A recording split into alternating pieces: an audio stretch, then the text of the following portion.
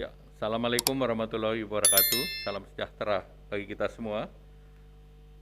Saya didampingi oleh Pak Menteri Kesehatan, Bapak Ibu media cetak, media elektronik, dan masyarakat Indonesia.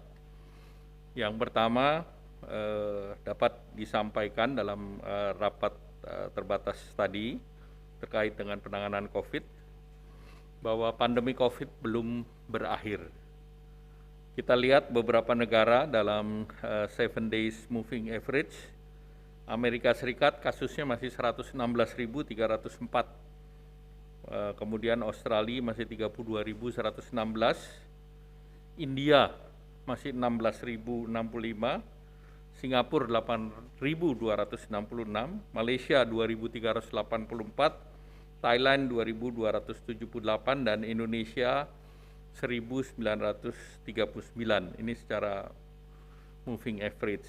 Secara kasus harian per 3 Juli, Indonesia ada 1.614 kasus, dan kita lihat bahwa kasus tersebut tentunya masih di bawah daripada positivity rate WHO yang di 5%.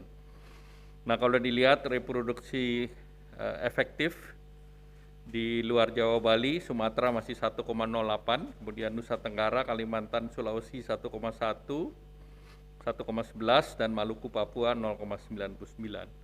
Kalau dari segi kasus secara nasional 1.614, Jawa, Bali masih mewakili mayoritas atau 95%, yaitu 1.579 kasus, sedangkan luar Jawa, Bali 35 kasus atau 4,07%. Nah, kalau kita lihat dari kasus harian tertinggi di luar Jawa, Bali adalah Kalimantan Selatan dan Sumatera Utara, masing-masing 77 dan 67.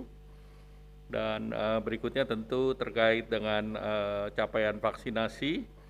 Ini yang diminta Bapak Presiden untuk ditingkatkan, baik dosis 1, dosis 2, dan dosis 3 untuk terus juga dinaikkan. Nah, khusus untuk luar Jawa, Bali yang masih di bawah 50%, itu ada di Maluku, Papua Barat, dan Papua untuk dosis kedua, dan rata-rata dosis ketiga masih di bawah 20%.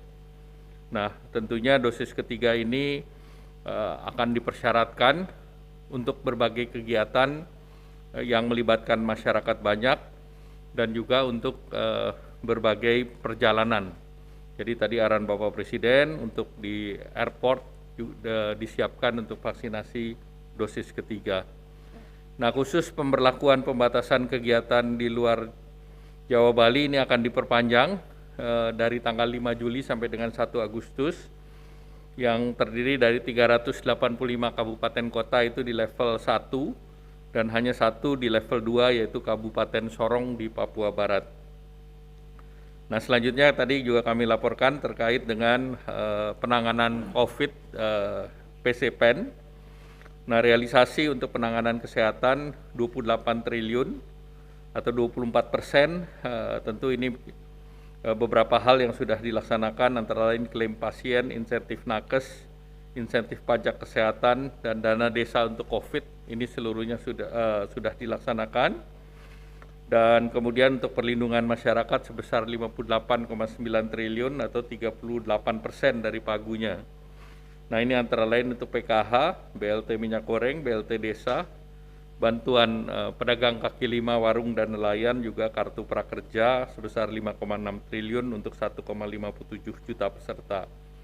Dari sisi penguatan pemulihan ekonomi, kita sudah realisasikan 17%, terdiri dari program padat karya, pariwisata, ketahanan pangan, kawasan industri, dan dukungan UMKM. Mungkin selanjutnya kami persilakan Pak Menteri Kesehatan.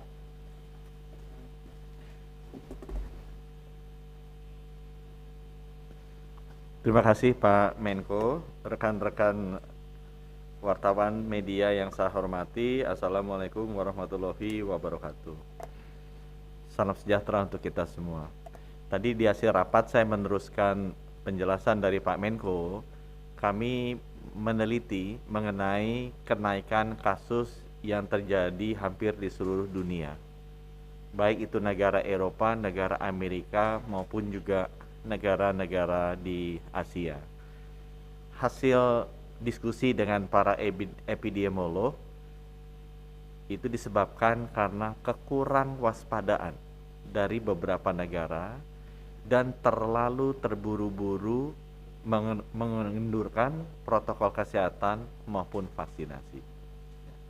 Indonesia relatif jauh lebih baik dengan populasi yang sangat banyak menghadapi gelombang BA4, BA5 ini karena relatif para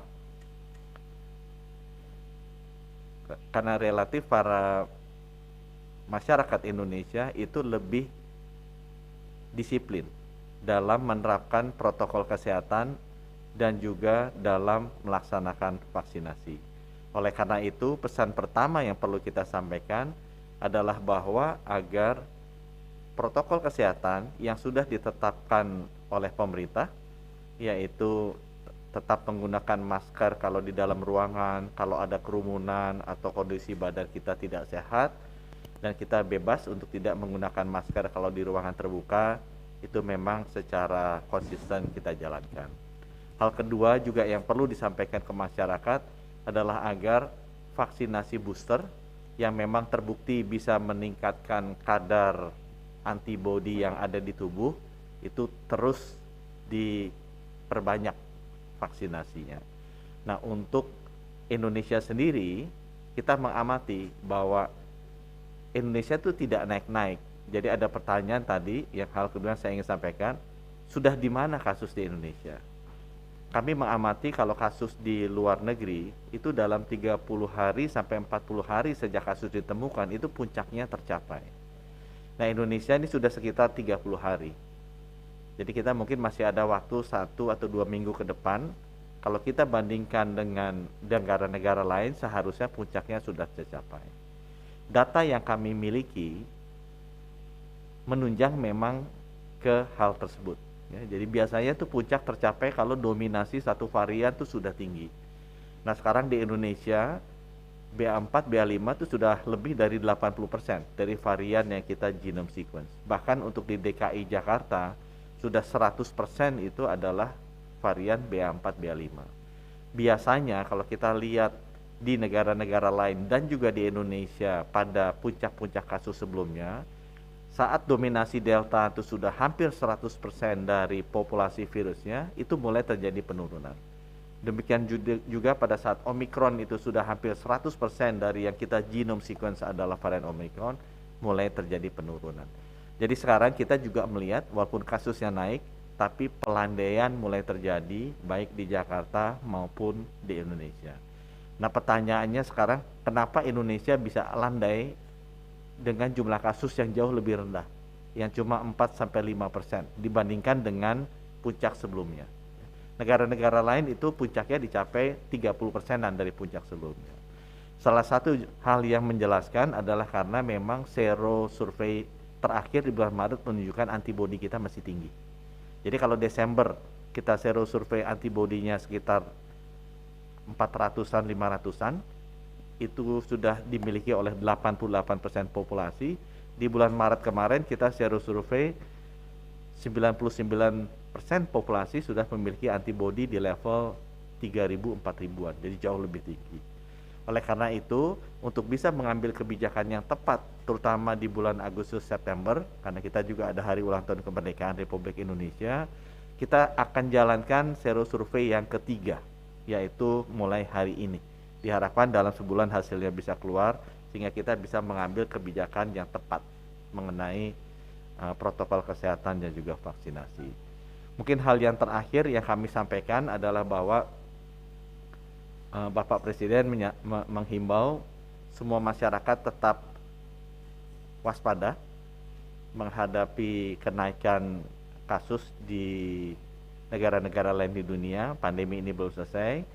Tapi yang nomor 2 juga terima kasih karena masyarakat Indonesia sudah tetap disiplin menjalankan protokol kesehatan dan booster. Pesannya adalah tetap jalankan protokol kesehatan terutama terkait masker dan percepat juga boosternya agar antibodinya kita tetap tinggi. Kalau kita bisa melewati bulan Agustus, September, kita Juli ini sudah terbukti 3 bulan kita bisa lewati dengan jauh lebih baik dibandingkan negara lain. Kalau nanti 3 bulan berikutnya Agustus, September kita juga bisa mengendalikan jumlah kasus kita, nah kita akan menjadi salah satu negara di dunia yang benar-benar bisa menjaga pandemi ini sehingga tidak terjadi lonjakan-lonjakan berikutnya. Sehingga kedepannya kita akan lebih yakin, confidence masyarakat lebih tinggi untuk beraktivitas, dan kalau mereka beraktivitas kegiatan ekonomi kita akan bisa jalan dengan baik. Jadi lebih baik waspada tapi menjaga momentum kegiatan ekonomi daripada kita terburu-buru dan terlampau cepat, akibatnya akan mengurangi confidence dari masyarakat untuk beraktivitas kembali dan nanti akan memperlambat juga laju ekonomi kita. Mungkin dari kami demikian. Terima kasih. Wassalamualaikum warahmatullahi wabarakatuh. Cukup ya, Pak Menkes.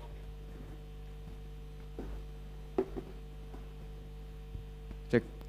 Terima kasih Pak Erlangga dan Pak Budi. Saya Dipo dari Kompas TV. Pak, mungkin supaya masyarakat tidak bingung, kalau kita ingat Jumat kemarin kan Pak Wapres menyebut bahwa kebijakan ataupun pelonggaran tidak menggunakan masker di luar ruangan ini kan ditarik. Artinya dari pemerintah sendiri ketegasannya apakah kemudian masyarakat yang beraktivitas di luar ruangan dengan kondisi cukup banyak begitu, apakah memang diwajibkan kembali menggunakan masker atau tidak, itu yang pertama. Yang kedua, soal booster Pak, tadi kan sudah dijelaskan juga booster di kita itu kalau tidak salah tadi dijelaskan masih di bawah 20%. 17 Juni lalu juga Presiden bilang pemerintah ini kesulitan mencari peserta vaksinasi booster. Untuk saat ini kondisinya bagaimana, apakah tantangan seperti itu masih ada atau tidak? Terima kasih. Jadi yang pertama memang belum ada perubahan dari kebijakan mengenai masker dari yang terakhir disampaikan oleh pemerintah. Jadi di luar diizinkan untuk tidak menggunakan masker, sedangkan di dalam ruangan diharapkan dihimbau untuk memakai masker. Untuk keadaan khusus di luar, misalnya kerumunannya sangat padat sekali, atau kemudian banyak yang batuk-batuk dekat-dekat kita gitu ya, atau diri kita sendiri merasa tidak sehat, sebaiknya tetap saja menggunakan masker ya. Jadi tidak ada perubahan mengenai masker. Kemudian yang kedua mengenai booster. Kenapa sedikit? Memang itu di mana-mana, nggak di Indonesia saja ya. Orang underestimate lah. Atau karena udah merasa sudah divaksin 2 kali dia merasa lebih kuat. Perlu kita ketahui data saintifiknya menunjukkan bahwa sesudah 6 bulan terjadi penurunan. Jadi jauh lebih baik, jauh lebih siap, jauh lebih waspada kalau kita juga segera melakukan vaksinasi booster, apalagi kalau sudah 6 bulan sejak dosis kedua diberikan. Itu akan memberikan perlindungan, dan hati-hati itu tidak ada buruknya ya, hati-hati itu tidak ada buruknya. Dan disuntik itu kan apa sih itu kan, saya rasa kalau saya sih mendingan disuntik daripada dicolok PCR gitu, karena hidungnya kan nggak enak sekali gitu, dan suntik ini kan sekali buat 6 bulan sekali. Saya rasa kita lakukan ini untuk kehati-hatian akan sangat jauh bermanfaat. Nah, Bapak Presiden juga sadar bahwa orang Indonesia kadang-kadang ada cara-cara khusus lah untuk bisa supaya terpacu untuk mau booster. Sama seperti dulu kan, mau divaksinasi orang tua susah sekali, tapi begitu masuk mall mesti divaksinasi, orang tua mau semua. Kenapa?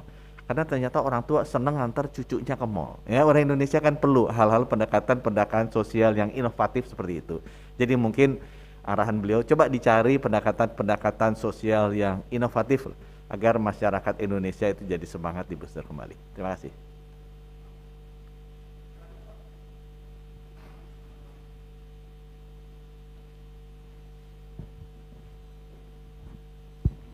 Pak, izin, saya Andrian dari Tirto. Mau tanya mengenai ini kan kita tahu sebentar lagi Idul Adha ya Pak. Apa ada persiapan misalkan menghadapi potensi lonjakan kasus, menghadapi Idul Adha besok, yang ada yang sholat Idul Adha segala macam. Itu satu. Yang kedua, untuk ini kan kasus masih akibat varian B4 B5 ini kan masih di Jabodetabek ya Pak. Ada nggak mitigasi agar varian-varian ini tidak menyebar ke daerah-daerah lain? Mengingat kan setiap biasa kasus ada di Jakarta, Jabodetabek dulu, Pulau Jawa, Bali, baru ke daerah-daerah gitu Pak. Itu aja Pak, makasih. Jadi untuk yang kedua dulu saya menjelaskan bahwa 81% dari semua kasus di Indonesia sudah B4 B5. Jadi bukan hanya di Jakarta saja. Jakarta tuh sudah 100% itu B4 B5. Daerah-daerah lain pun sudah B4 B5. Kemudian yang kedua untuk Idul Adha, karena memang sekarang tuh momentum pergerakan ekonominya lagi jalan nih. Pak Erlangga lagi semangat dan kita lihat kenaikan kasusnya juga masih terkendali. Pesannya sama seperti ke masyarakat tadi, tetap kebijakan maskernya kalau di dalam ruangan dipakai, kalau di luar boleh buka, asal kalau kerumunan atau sakit itu dipakai, kemudian cepat booster, insya Allah itu merupakan responsnya cukup untuk menghadapi Idul Adha dengan normal. Karena sama seperti Idul Fitri juga kan kita alhamdulillah bisa melewatinya dengan normal. Terima kasih. Pak Erlangga mau ada tambahan? Mungkin sedikit tambahan, Satgas sudah mengeluarkan surat edaran bahwa untuk kegiatan keramaian itu wajib dosis ketiga. Jadi dikaitkan dengan izin keramaian. Kemudian yang berikut juga tadi Bapak Presiden mengingatkan bahwa aplikasi Peduli Lindungi untuk di berbagai tempat untuk terus diperketat. Jadi tidak boleh kendor karena beberapa tempat termonitor agak kendor. Jadi ini yang harus ditingkatkan lagi karena tadi diingatkan bahwa beberapa negara masih tinggi. Jadi pandemi belum usai. Nah, oleh karena itu ini pertaruhan Indonesia agar tadi seperti Pak Menkes mengatakan kita tahan untuk 6 bulan ke depan karena sekarang kasusnya sudah hampir 80% udah kasus BA4, BA5. Dan tadi disampaikan bahwa serologi itu menjadi penting untuk memonitor tingkat kekebalan dari masyarakat. Demikian, terima kasih. Apa? Kita lihat di beberapa mal tidak seketat sebelumnya. Jadi saya memonitor di beberapa mal dan beberapa kegiatan itu aplikasinya barcode-nya ada tapi banyak pengunjung yang masuk tanpa scan. Nah, ini yang saya pikir udah menjadi catatan dan juga yang utama kan ke mal, ke restoran, sekolah, bioskop dan yang lain itu harus tetap diperketat dan apabila di luar pun kalau jaraknya dekat itu silakan menggunakan masker. Baik, terima kasih.